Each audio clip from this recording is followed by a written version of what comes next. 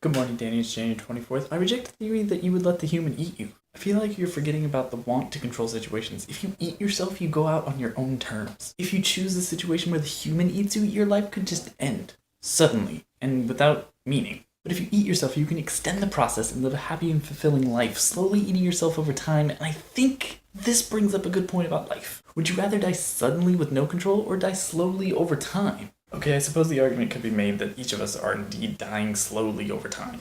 Jeez, that's morbid. Look, a bunny!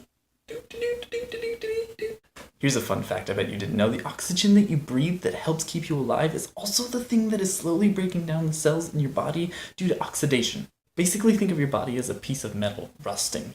Rust is also a byproduct of the process of oxidation. So in my opinion, the long life is definitely preferred over short, non-controlled events. So in the end, I would eat myself as the muffin. However, you bring up an interesting point about ants not feeling pain. I decided to look it up because I couldn't believe that an animal wouldn't feel pain, even though it's an insect.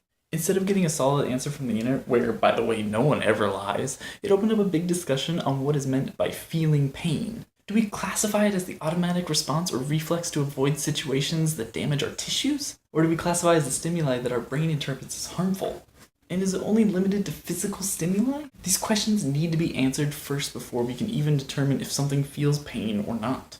And the best part about definition arguments is that they happen all the time in science discussions, and they further our understanding of the world around us. For example, in 2006, we finally narrowed down what it means to qualify as a planet in our solar system. And Pluto happened to not fit this definition. Let it go, Pluto as a planet, people. You lost the war almost a decade ago, and it's time to move on. But then, other times, the more we define, the more muddled our understanding gets. I mean, take a look at all of art. It's essentially humans trying to define and share what it means to be human. However, then we have science telling us that to be human is to be an animal, but have we ever seen animals creating art? But then that raises the question, what is art?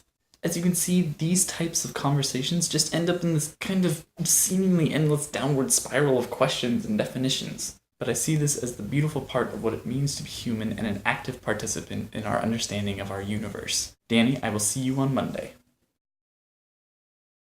It's also a byproduct of the process of oxidation. Thanks, you spec. So in my opinion, the long life is definitely preferred over the short, non-controlled.